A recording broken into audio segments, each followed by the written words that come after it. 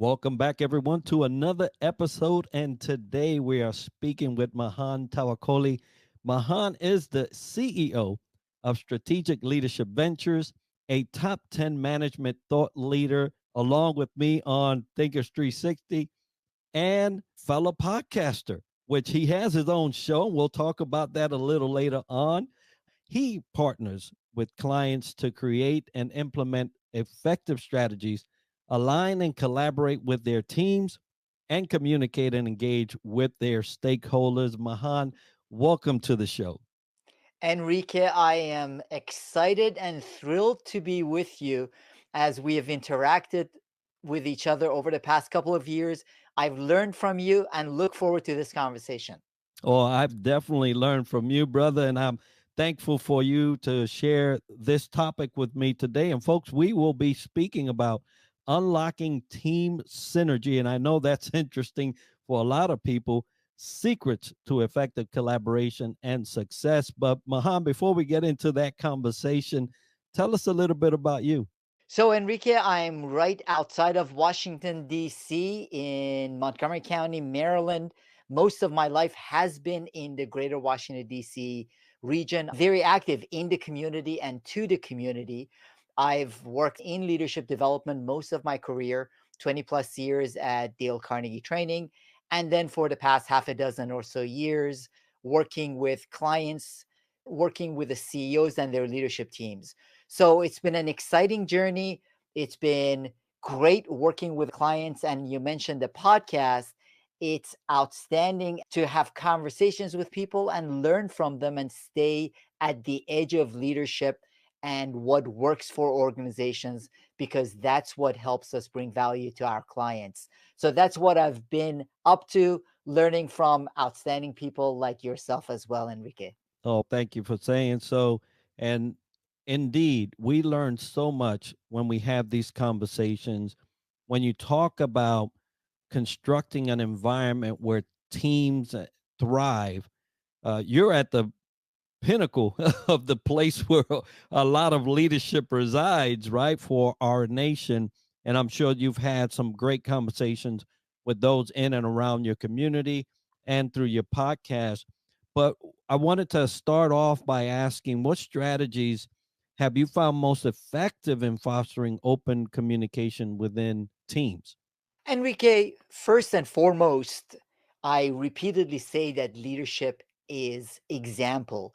So, to that end, the way to make sure that your team is open and communicating openly is for the leader to set an example of that. Example starts it out.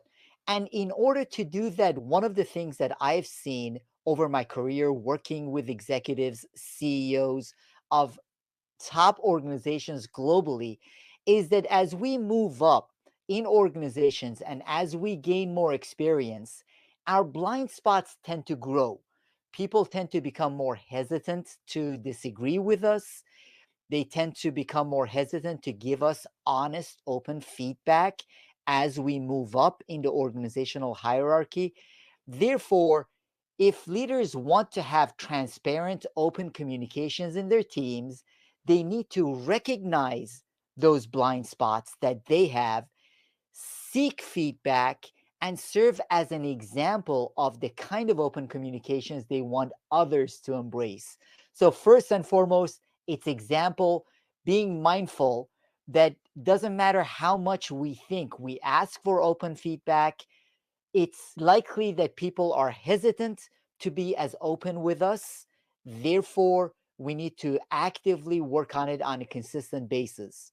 I agree with that. And thank you for bringing up the blind spots, right? Blind spots normally cause friction, they cause conflict because it is the gap between what the leader thinks and what the people know, right? It's one of those things that just really get in our way in terms of leadership. So, how can leaders handle conflicts or disagreements among team members to ensure they are resolved constructively, and especially when it deals with them? Enrique, a couple of things to keep in mind. First of all, having a growth mindset, both for the leader and the team, is really important. I love and refer repeatedly to the example that Satya Nadella set in turning around Microsoft. 2014, Microsoft was, by all accounts, an organization on the decline. You fast forward 10 years later, it keeps competing with Apple for the most valuable company in the world. NVIDIA recently passed them. We put that aside. The reality is that growth mindset is a big part of it. Another thing that I'm a big advocate of in handling conflict is that relationships and trust make a difference. So, a lot of times, the leadership teams that I work with, they're made up of very competent individuals that have had much success in their organizational leadership and in moving up in the organization, but they don't always necessarily have the strongest relationships with each other. So that's a second point. And the third one, I am a big advocate and love what has become associated with Jeff Bezos: disagree and commit. There is disagreement that has to be part of every conversation of substance. Leadership teams, when I work with them on their strategy, don't always agree. Consensus is not the goal. The goal is to have the kind of environment where people have a growth mindset, are willing to challenge each other, associated with psychological safety, and are willing to disagree and commit to the final outcome of the conversation. That ends up reducing the conflict when they have positive working relationships. Absolutely. And speaking about challenging moments and disagreements, can you share some example of a challenging moment or project that you and a team worked on and how collaboration played a role in its success? One of the clients that I'm working with right now, the CEO believes that generative AI will have a significant impact on the organization. However, there are a couple of the leadership team members who are very concerned about data privacy and other issues and are wanting to slow walk things until they are more sure of where all of this is headed. So, part of what we've done is get people to better understand the technology, so it's not something that is just assigned to folks that work with the technology in the IT division of the organization or the data. Some of the senior team members are involved.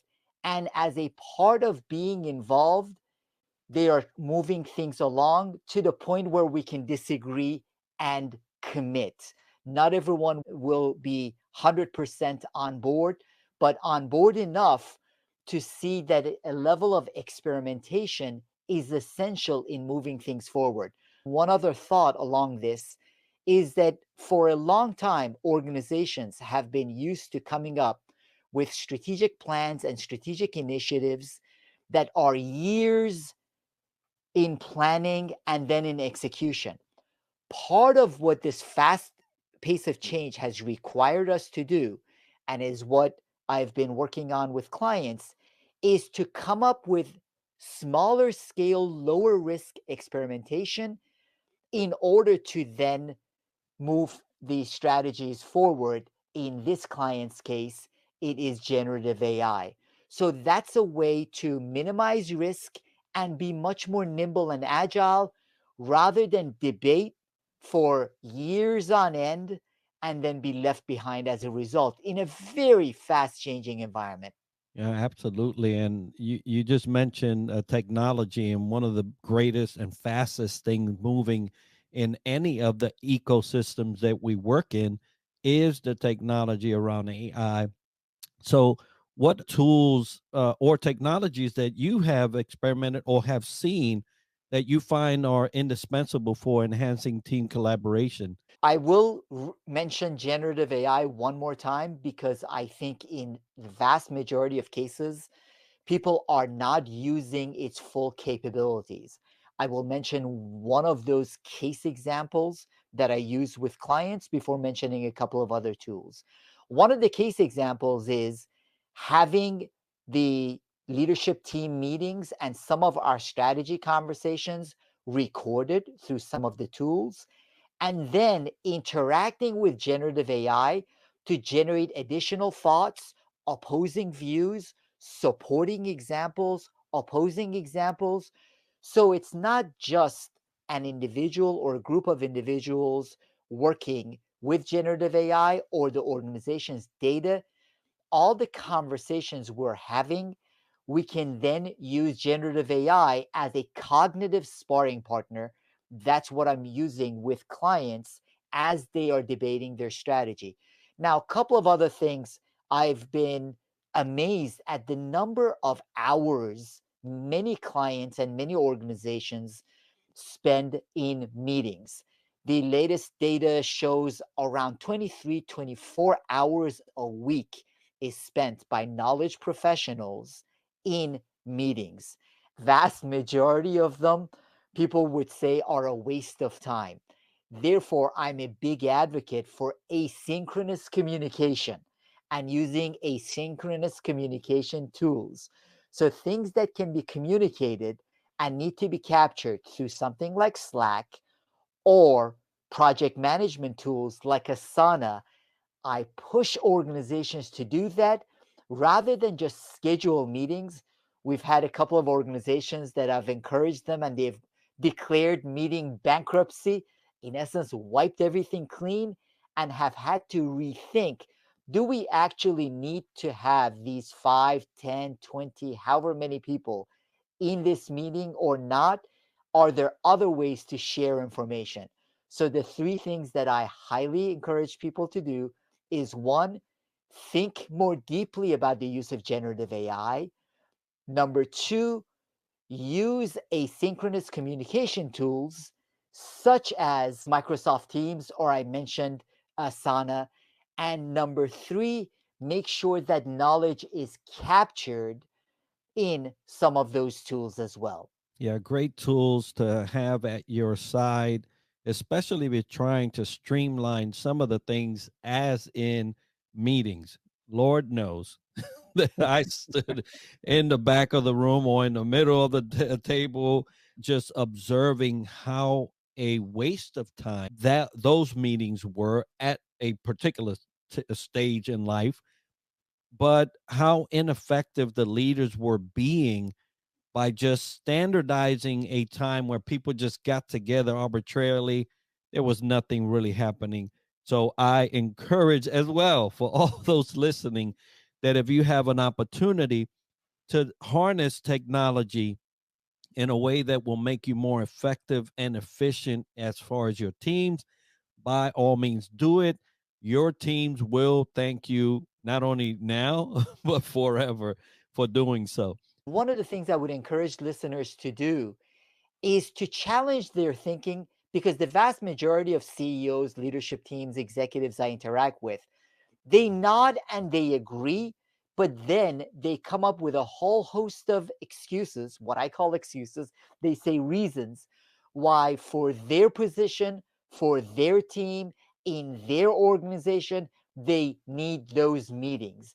I would encourage people to counter that view and learn from people like Leidy Klutz, multidisciplinary professor, has written an outstanding book, Subtract, and the power of subtraction, where subtraction can actually add value, most especially to something like meetings. Now, with virtual technologies such as Zoom, it's become really easy to schedule meetings so people don't give it a second thought. And then they come up with reasons why in their organization they should continue doing it that way. So I encourage people to challenge that thinking and see how they can drastically reduce the number of hours people are spending in meetings. If you think about the sums of money that are spent on the salaries of the people in those meetings, it's incredible the waste that takes place in organizations.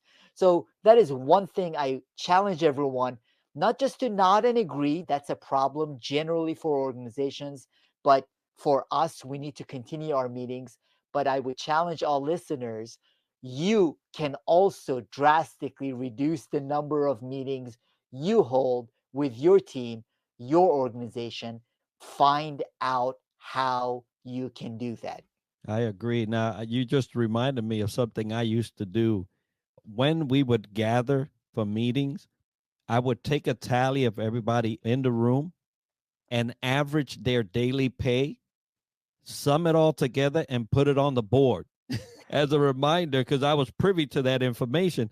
I would put it on there as a sum total, and nobody would know who's what, but as a sum total for the room, they would see and reflect on the amount of salary for that hour that was being up for grabs if we were not effective and efficient. Believe me, we streamline real quick, because then the CEO and COO would look and say, hold up now.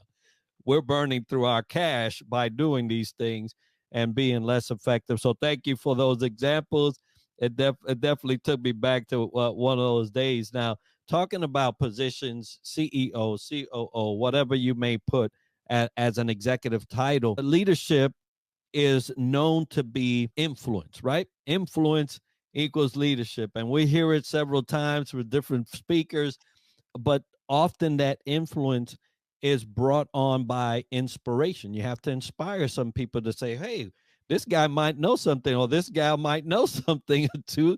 Let me go see what that's about and follow them for a while. So, in your experience, how can leaders best support and inspire their teams to work collaboratively towards common goals? I love the way you framed it there, Enrique. Influence is becoming even more important than before, as much of the positional power that's traditionally been associated with leadership has moved away and is no longer working for leaders. So that influence is really important. To that end, I believe there are a couple of things that are critical. One is that there is a level of trust, faith, and confidence in the individual leader that plays a role in influence.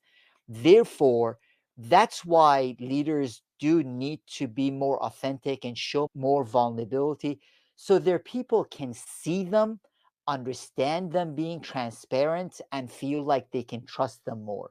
We are willing to do a lot more, go a lot further for an individual that we connect with, we understand, we believe in. So leaders need to understand that it's no longer the title, it is the individual.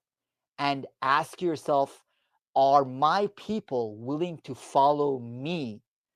And what can I do to make it easier for my people to trust me and to want to follow me?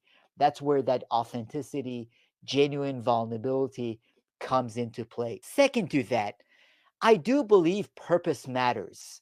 And this is why then how leaders communicate what they are trying to accomplish as a team or as an organization makes a huge difference, because we all want to get some meaning from the work that we are doing. We want to contribute.